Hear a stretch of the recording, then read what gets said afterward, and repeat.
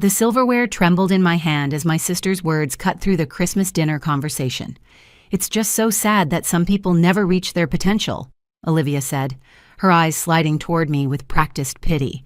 "Catherine, maybe you should ask Mr. Townsend about openings in the mailroom. At least it's a real company."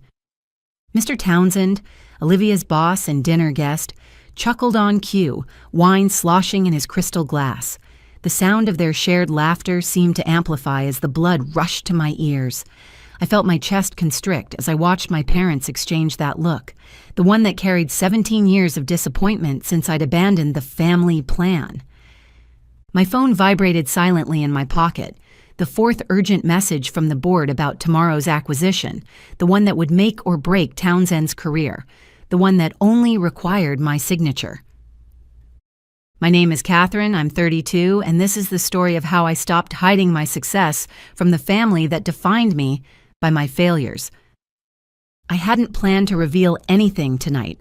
For 5 years, I'd maintained the careful illusion of mediocrity, the modest teaching job, the struggling apartment, the second-hand Honda, all while building Summit Enterprises into a global powerhouse that had quietly acquired Townsend's company through a subsidiary last quarter, finalizing the full merger just over a year ago.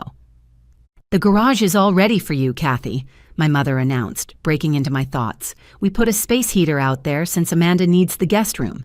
She's pregnant, you know." As if pregnancy ranked higher than basic hospitality. The table fell silent, relatives pretending not to listen while catching every word. This was their annual entertainment, watching Catherine get put in her place. "The garage?" I kept my voice neutral, despite the December chill already seeping through the windows. "Don't be dramatic," Mom said, passing the cranberry sauce without looking at me. "There's a heater, and it's not like you're not used to modest accommodations." I thought about my penthouse overlooking Central Park, the vacation home in Maui, the private island I'd purchased last summer, all carefully hidden under layers of shell companies and discrete ownership structures. "The garage is fine," I said, slicing my turkey into precise pieces. "I'm sure it's better than what most of my community college students have." Olivia's smile widened. She loved it when I mentioned my teaching job, more proof in her mind of my failure to launch. "That's the spirit," she said, her diamond bracelet catching the light as she reached for her wine. "At least you know your place." After dinner, Olivia led me to the garage, a cold concrete space despite the small heater, humming ineffectively in the corner. They'd set up an old military cot between Dad's golf clubs and boxes of Christmas decorations. A thin blanket lay folded at one end, probably pulled from the back of some closet. "Dinner tomorrow is at 7 p.m., Olivia said, her voice echoing in the bare space. "Try not to track any dirt into the house when you come in." As the door closed behind her, I pulled out my phone. 3 urgent emails from the board needed attention before tomorrow's meeting. The same meeting where Olivia's boss would be presenting his quarterly reports, unaware that his year-end bonus depended entirely on my approval. I smiled slightly as I typed out my responses. Olivia had no idea that her perfect boss, Mr. Townsend, had spent the last month desperately trying to arrange a meeting with the elusive CEO of Summit Enterprises, the parent company that had quietly acquired their firm last year. My phone buzzed with a text from my assistant. "Mr. Townsend asked again about meeting you before tomorrow's board meeting. Should I tell him you're unavailable?" "No," I typed back. "Let him think I'm still in London. It'll make dinner more interesting." I changed into fresh clothes, carefully hiding my designer blouse under a plain sweater. The garage was freezing, but I'd endured worse in my early days of building my empire. While Olivia had been climbing the corporate ladder, bragging about each small promotion, I'd been quietly acquiring companies, restructuring industries, and building something far bigger than anyone in my family could imagine. At precisely 7 p.m. the next evening, I walked into the dining room, taking my assigned seat at the far end of the table, as far from the important guests as possible. Olivia sat near the head next to Mr. Townsend and his wife, laughing at something he'd said. "Catherine," Dad called out. "Olivia was just telling us about her latest promotion, Junior Vice President of Operations. Isn't that wonderful?" I nodded, accepting the plate of turkey being passed my way. Congratulations, Liv. Summit Enterprises must be impressed with your work. Mr. Townsend smiled broadly. She's one of our rising stars. The merger with Summit last year has opened up so many opportunities for talented people like Olivia. The merger, Mom sighed happily. We were so worried when we heard Summit had bought the company, but it's turned out wonderfully, though no one seems to know much about Summit's CEO. Very mysterious, isn't it? Olivia leaned forward, eager to share her insider knowledge. Apparently, she's this reclusive billionaire who never appears in public. Some say she lives in London, others think she's in Tokyo. No one at our level has ever met her. I took a sip of wine to hide my smile. If they only knew that the mysterious CEO they were gossiping about was sitting at the end of their table, banished to sleep in their garage. I heard she's brilliant, Mr. Townsend offered. Transformed at least 12 major companies in the last 5 years. Built Summit from nothing. Well, Olivia said dismissively, she can't be that brilliant if she's hiding from everyone. Probably some trust fund baby who got lucky. Just then, Mr. Townsend's phone buzzed. He glanced at it, his face turning slightly pale. Excuse me, I need to take this. He stepped into the hallway, but his voice carried clearly into the dining room. Yes, I have those reports ready for tomorrow's board meeting. No, I haven't been able to reach Mrs. CEO yet. Yes, I understand how important. She's still in London? Mr. Townsend returned to the table looking flustered, his earlier confidence diminished. Olivia, ever eager to impress, immediately launched into another story about her recent achievements. I just restructured our entire operations department, she boasted, cutting her turkey into precise pieces. Saved the company millions. I checked my phone under the table, pulling up the actual report from that project. Olivia had indeed made changes that had cost the company nearly $3 million in inefficiencies. I'd been watching the numbers tank for weeks, waiting for the right moment to address it. As CEO, I received daily updates on all major departmental changes, especially those led by executives like my sister. More wine, Catherine? Mom offered, probably hoping to keep me quiet during Olivia's moment of glory. Though maybe you should stick to water, given your financial situation. Olivia snickered. Yes, community college teachers should really watch their spending. Mr. Townsend's phone buzzed again. This time when he checked it, his face went completely white. I need to make another call.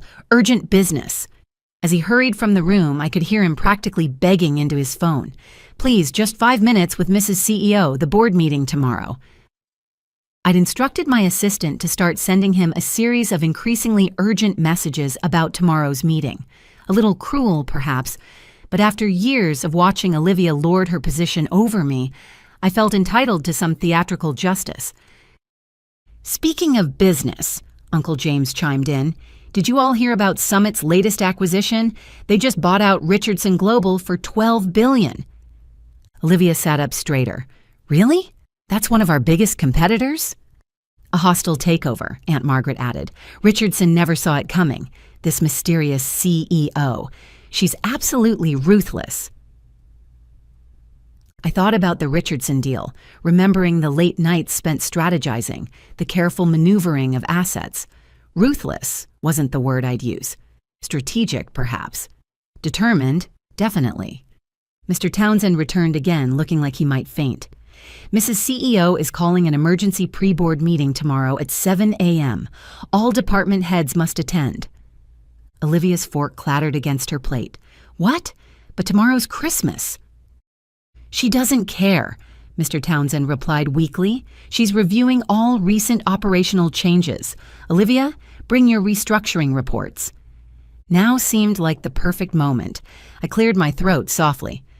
Mr. Townsend? He looked up, seemingly surprised to hear my voice from the far end of the table. Yes? The meeting's actually at 8 a.m., not 7, and Olivia won't need her reports. I've already reviewed them. The room went silent. Olivia let out a nervous laugh. What are you talking about? You don't even work for Summit. I stood up slowly, smoothing my simple sweater. Actually, I do. In fact, I am Summit. I turned to Mr. Townsend. Those reports you've been trying to get to me, I received them last week. We should discuss the Q4 projections. They're off by about 30 million. Mr. Townsend's mouth opened and closed like a fish out of water. You're Catherine Wilson, CEO of Summit Enterprises? Yes, I smiled, enjoying the way Olivia's face had drained of all color, though most people just call me Mrs. CEO. Mom's wine glass slipped from her fingers, spilling red across the white tablecloth. No one moved to clean it up. This is a joke, Olivia whispered. It has to be. I pulled out my phone, projecting my company ID onto the dining room wall. There it was in high definition. My photo, my title, my company. No joke, Liv. While you were climbing the corporate ladder, I built the building. But you're a teacher, Mom stammered. I teach one class per semester at the community college, I corrected her, because I believe in education and giving back. The rest of my time is spent running one of the largest private equity firms in the world. Olivia pushed back from the table, her chair scraping against the floor. You can't be. You live in a tiny apartment. You drive a Honda. I own the building where my tiny apartment is located. As for the Honda, I shrugged, it's good for the environment. Unlike your Mercedes, which, by the way, you probably shouldn't have charged to the company account. Mr. Townsend had sunk into his chair, no doubt remembering every condescending comment he'd made in meetings about the mysterious CEO. The garage, he muttered. We made you sleep in the garage. Yes, I said quietly. You did. All of you were so busy judging me by appearances that you never bothered to look deeper. I turned to Olivia. Remember last month when you denied Sarah in accounting time off for her son's surgery? Olivia nodded mutely. I approved her medical leave personally and arranged for the best specialist in the country, because that's what real leaders do. They take care of their people. Dad finally found his voice. Why didn't you tell us? Would it have mattered? I asked, meeting his eyes. Would you have treated me any differently if I hadn't been successful on your terms? This family measures worth by brand names and bank accounts. I wanted to build something meaningful. I turned to Mr. Townsend. The board meeting tomorrow will proceed as scheduled. We'll be discussing the operational restructuring that cost us $3 million, among other things. My eyes shifted to Olivia. I suggest everyone comes prepared. You're going to fire me, Olivia whispered. No, I replied, gathering my belongings. I'm going to do what I should have done years ago, hold you accountable. Success isn't about titles or corner offices. It's about integrity, innovation, and actual results. I headed toward the garage to collect my bag. Behind me, I could hear the chaos erupting.